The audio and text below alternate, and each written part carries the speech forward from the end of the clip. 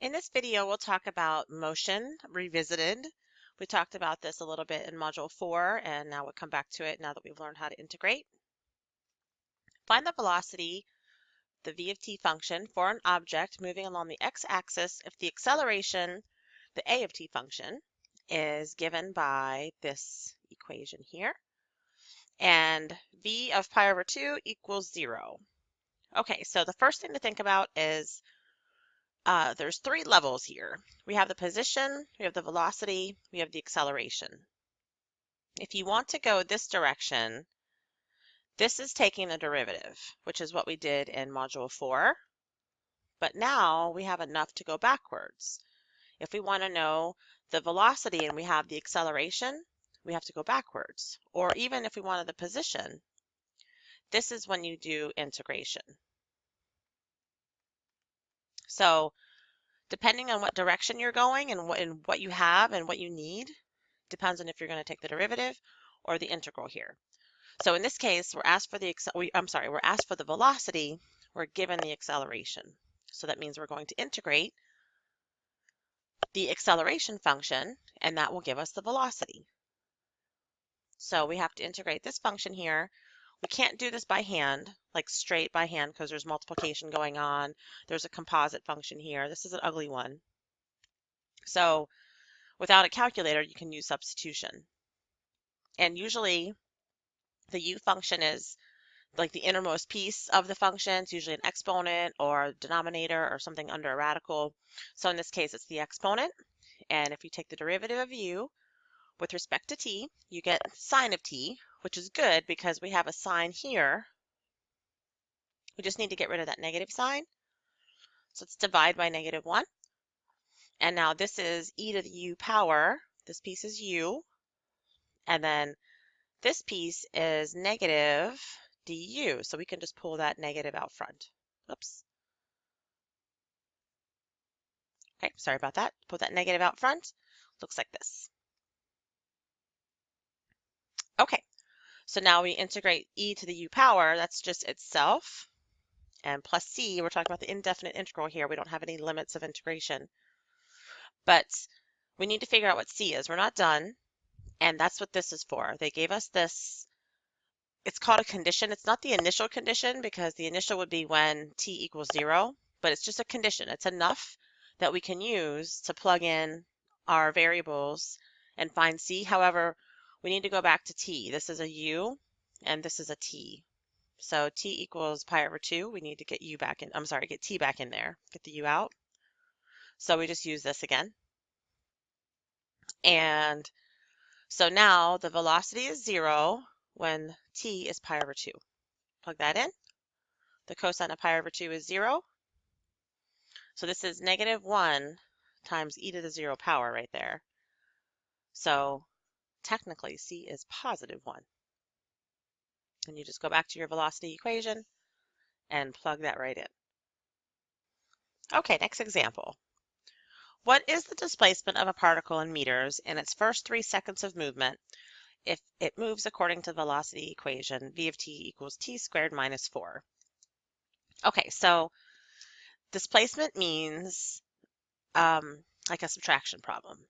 It's like, picture me asking you to go stand on a sidewalk and take 8 steps forward, 5 steps backwards. So you just technically took 13 steps, but displacement wants to know where you ended up after you were done. So if you took 8 steps forward, 5 steps backwards, displacement is 3. You landed on a +3 there, like on the number line. If it would have been 5 steps forward and 8 steps backward, well, now you landed on a -3 because you went further backward than where you even started. So displacement is basically the integral where you take an account where parts of the integral are negative and parts of it are positive. Remember, it's the area under a curve. So for this example, they give you the velocity equation. Displacement is position. We're talking about where it lands, where it ends up after the first 3 seconds. So we'll just be integrating this function from 0 to 3. Let's pretend those were there. But notice that part of this graph is below the x-axis and part of it is above the x-axis. So when you integrate this, more of it is below and part of it is above, but because the answer is negative, it means in this case, the velocity, we went further backwards than we did forward. Remember, velocity is a vector. So the value itself is the speed, but the sign tells you the direction. So absolute value of velocity is how fast it's moving. The sign of the velocity tells you the direction it's moving. So if the velocity is ever below the x-axis, it means it's moving backwards, left, or down, depending on the context of the situation. Okay, so I did the displacement example first because the next one is total distance. How many meters does a particle travel in the first 3 seconds if it moves according to the same velocity equation? Now this is different. So go back to that sidewalk example. 8 steps forward, 5 steps backward. If you talk about displacement, the answer is 3. If you talk about total distance, the answer is 13.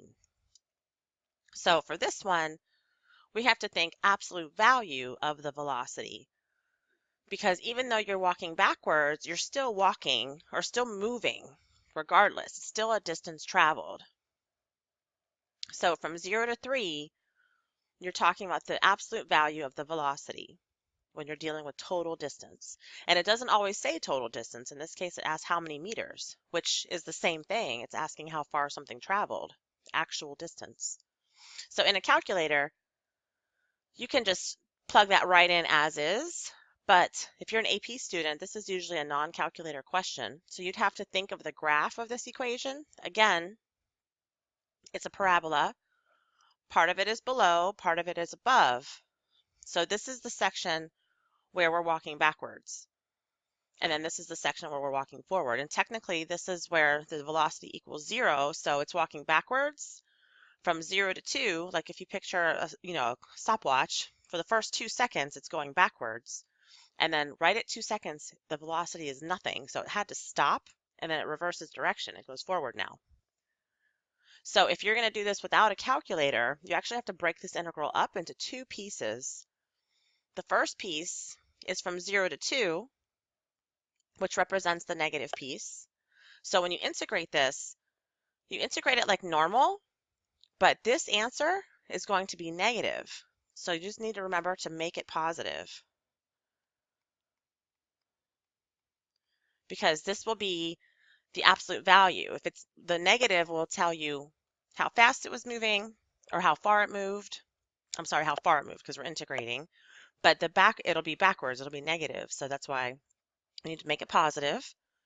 And then from 2 to 3 will be positive. So you'll just add that answer to this positive piece.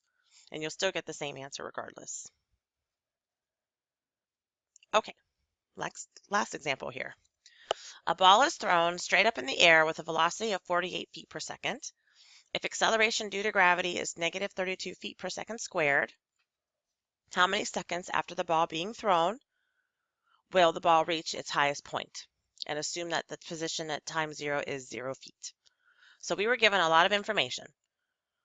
We were told that a ball was thrown up in the air with an initial velocity. Initial means when time is 0. It started out at 48 feet per second, going that fast. We were also told the initial position was 0.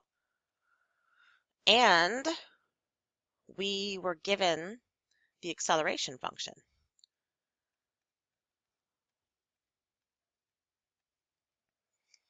The question is asking how many seconds, so t equals something, when the ball reaches its highest point. Well, that's a position. So we're going to try to find the maximum of the position. When something reaches its highest point, we're talking about where it is. So that's its position function. So here's a picture of our situation. And let's pretend that this guy reached down and threw it from the ground, because position at time equals 0 is 0. So we're looking for the maximum point of the position function. So let's start with our acceleration, and we just need to integrate that. so we can get our velocity equation. Start there. We have to work backwards. Remember, we have that SVA situation. We're going this way, so we're going to be integrating. Integrate to get to each piece. So the integral of negative 32 is negative 32t plus c. We're dealing with indefinite integrals here because we don't have a start time or stop time. And that's what this is for. The initial velocity will help us find c, because when t equals 0, the velocity was 48. And that allows us to figure out that c was 48. So here's our velocity function. It went from this to this because c is 48. Okay, so now we have the velocity. Remember, what we're trying to do is we're trying to find the maximum of the position function. So let's integrate this. This is our velocity equation. This will give us the position function. So we have, this will be t squared over 2. That gives us that 16 here. And then 48t plus c. I skipped that part because guess what? S of 0 equals 0. That was given to us in the beginning. So we plug in a 0 for this t and this t, and we're going to get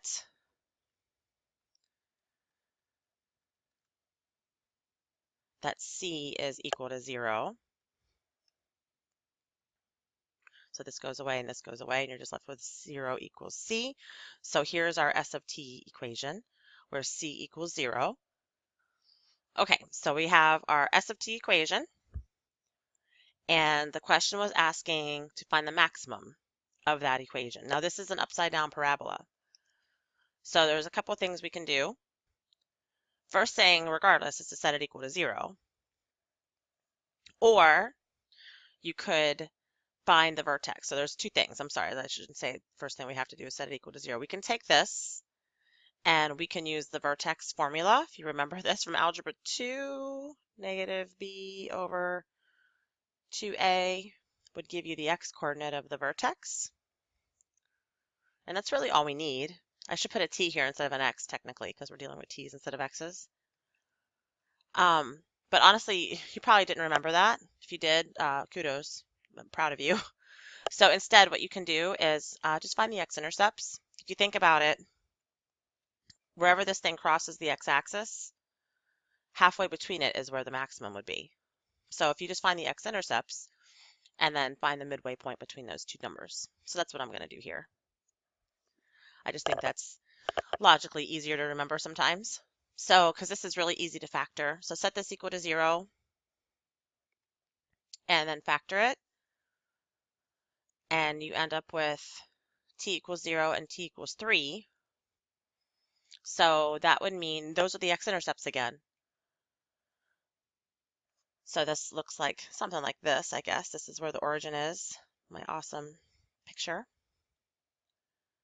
This is at 0, this is at 3. So right here would be where the maximum would be, and that would be 1.5. So that's, I think, faster than plugging numbers in to the vertex formula. Again, if you wanted to find the vertex, you would do negative b over 2a, and you'd still get the same answer, which is at 1.5.